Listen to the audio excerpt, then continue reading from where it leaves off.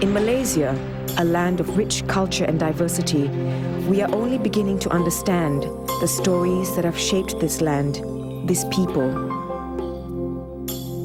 From shamans of high magic to shadow spirits of ethereal realms, we will tell the stories of these masters of myth and lore, of song and drama in a series that will transport you back in time. For theirs are stories of recognition and dislocation, of artistry and subsistence, of triumph and struggle through the ages. This is where our journey begins, in the Masters of Tradition.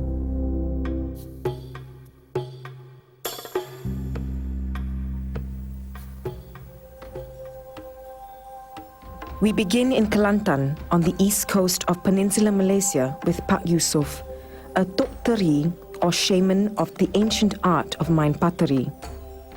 He is one of the last living practitioners of a ritual that can be likened to a dance of the inner winds. By embodying spirits through powerful invocations, he has guided and healed many patients from mental and emotional stress, releasing repressed energy through highly charged ritual performances. The concept of angin, or the inner winds, is intrinsic in the Kelantani psyche, understood in a Western framework as notions of temperament. This ritual, combined with personal and communal significance, is threatened in an age of religious skepticism and doubt. We find one man who is a link to an ancient way of healing, a system so effective it continues to baffle the practitioners of Western psychoanalysis. As he says, it is simply a matter of knowing what is true to the nature of each person. As each has his own angin, so he must follow that angin.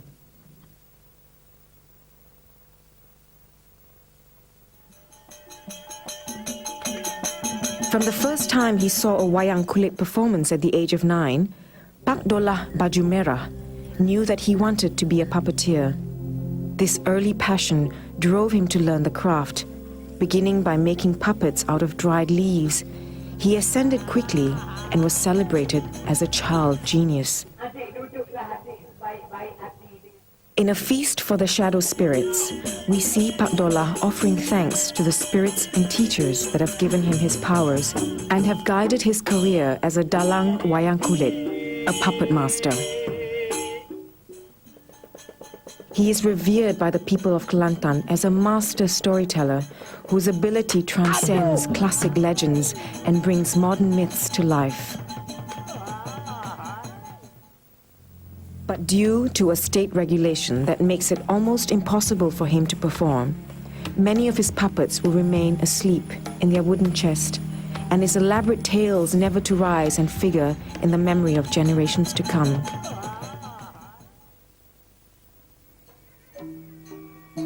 The importance of memory handed down from one generation to another is crucial, as in the lineage of Cik Ning, a legendary Makyong performer. We look at this predominantly female form of dance drama through Mak Suti and discover a friendship between two women that surpassed turmoil and fame. With the death of Cik Ning, Mak Suti sees the responsibility of reminding Cik Ning's descendants of the generational memory held closely in their lineage. An initiation ritual is held where Cik Ning's teenage granddaughter embraces the angin Makyong in her lineage. She releases her angin in a ceremony likened to a pageant of the ancients, where she is reminded of her ancestry and feels a sense of continuity in a Makyong lineage that has spanned 9 generations.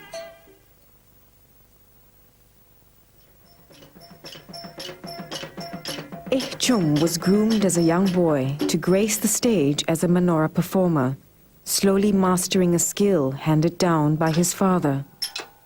Manora literally means a state of constant movement, of action, like a bird which settles on a tree, only to move on. This is poignant, as Chum is part of the cultural enclave of being intrinsically Siamese in Kelantan. As neighboring cultures have a tendency of crossing boundaries and barriers, Chum's Manora has, in time, assimilated to become Malaysian. We are reminded of this as Chum performs in a Chinese village celebration, a communal event that is held together by the belief in ancestral gods. Chum becomes a performer to entertain the gods, at the same time appealing to a multiracial audience which partakes of the event. Yet, the necessity to transfer knowledge to make a living is also apparent in Chum, once a leader of a thriving Manora troupe of 20. Now, potions, blessings and charms have become a lucrative livelihood for a dancer groomed from young to grace the stage.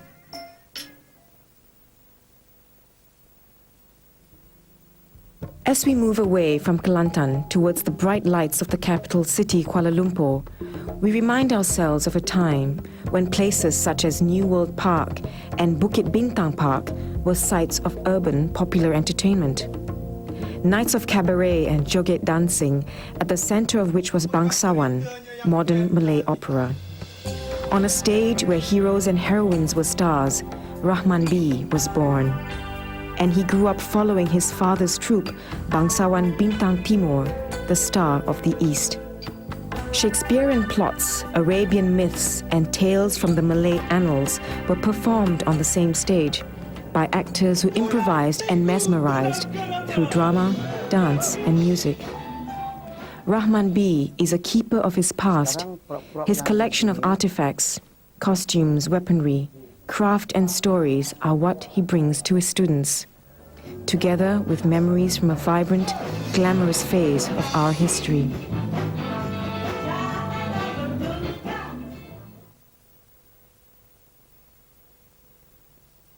Choi Yin-hyung, or Madam Choi, as she is known, was also born into a family of performers.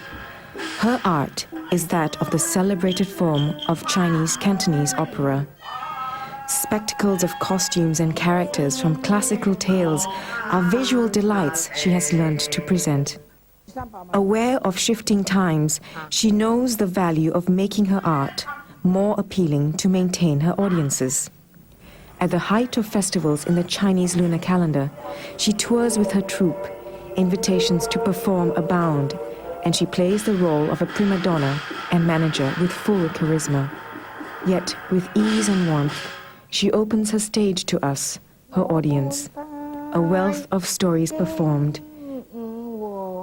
With a devotion to teaching, she passes on her craft to enthusiasts, amateurs with an interest to learn.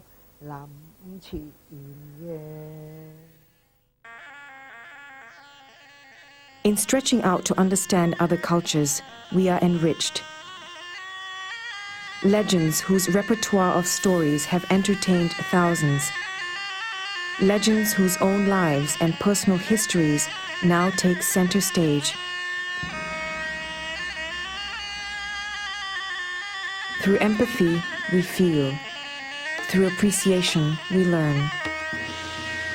Perhaps they will become for us figures of culture,